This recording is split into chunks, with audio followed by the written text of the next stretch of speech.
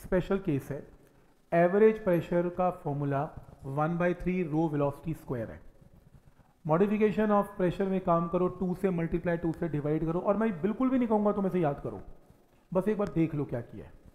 तो तुम इसे मल्टीप्लाई डिवाइड करो, तो तुम हाफ को यहीं रखो, 2 को यहाँ ले जाओ, ये 2/3 हो गया। इसके अंदर एक काम करो, 2/3n एक तरफ, हाफ mv² एक तरफ। अब ये मास, छोटा मास किसका मास है? एक मॉलिक्यूल का मास है। तो ये काइनेटिक एनर्जी किसकी है? एक मॉलिक्यूल की काइनेटिक एनर्जी है।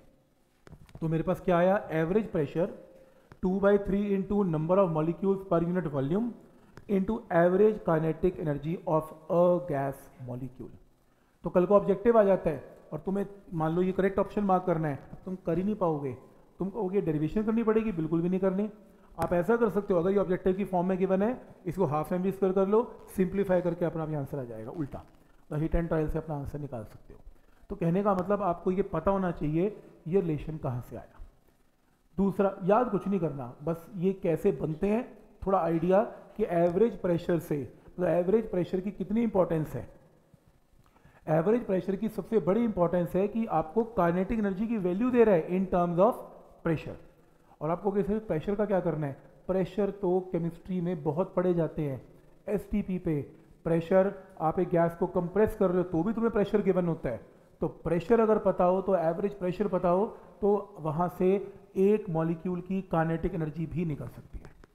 ठीक, जैसे relation between pressure and kinetic energy per unit volume. फिर देखो, याद नहीं करना, सिर्फ ध्यान से देखना है। एवरेज प्रेशर 1/3 रो v² है, ठीक है। इसको फिर से 2 से मल्टीप्लाई 2 से डिवाइड कर दिया, इसको अब डेंसिटी को डेंसिटी रहने दिया। अब ये क्या चीज है? Half into rho v²। अब डेंसिटी क्या होती है? Mass by volume. तो ये क्या टर्म बनी? ये बनी kinetic energy per unit volume, क्योंकि अपने मन में लिखो ना, डेंसिटी का मतलब मास बाय वॉल्यूम है, तो kinetic energy per unit volume. लेकिन इंपॉर्टेंट ये नहीं है, इंपॉर्टेंट ये है कि काइनेटिक एनर्जी किसकी है ये तो बता दो। गैस की कि गैस के मॉलिक्यूल की? किसकी? मॉलिक्यूल की। लिख के देखें, pressure is 2/3 into half into density का मतलब क्या था? Mass by volume. मुझे एक चीज बताओ, अभी आपने ऊपर वो m इंटू एन लिखा था, याद है?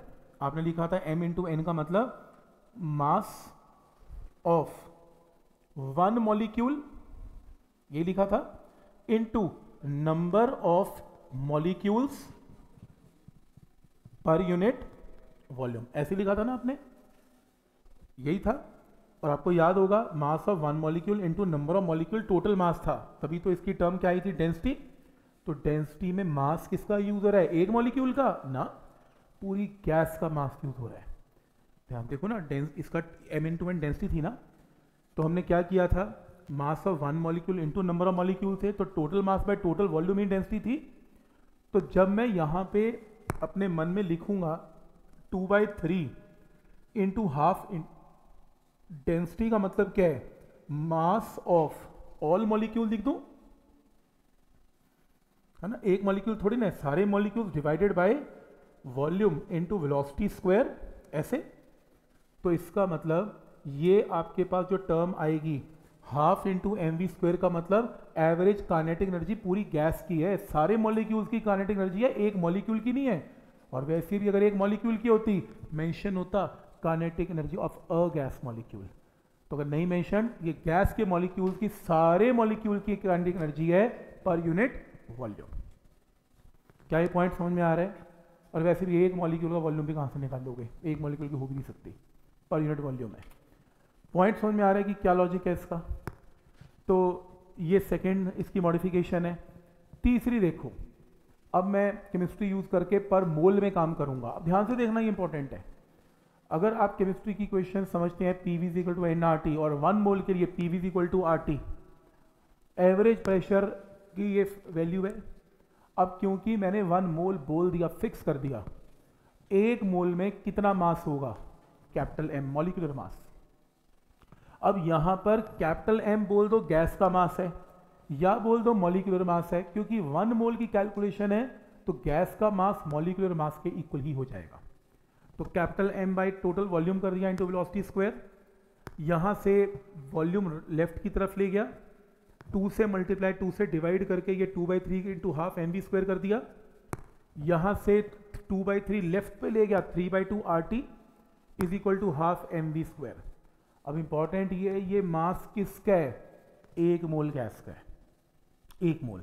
तो ये काइनेटिक एनर्जी भी किसकी है? Of 1 mole of a gas. तो इसीलिए तुम यहाँ पे काम करो, ये इंपॉर्टेंट फॉर्मूला है, काइनेटिक एनर्जी 1 मोल की फॉर्मूला हाईलाइट करो 3/2 RT। तुमसे ये प्रूफ कोई ना पूछेगा, तुम्हें ये जरूर पूछेगा 1 मोल की काइनेटिक एनर्जी कितनी होती है गैस की? 1 मोल की आंसर क्या होगा? 3/2 RT। क्या ये स्टेप यहाँ तक क्लियर है?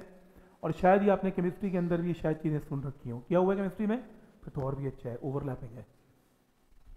ठीक है, नेक्स्ट है kinetic energy of a molecule.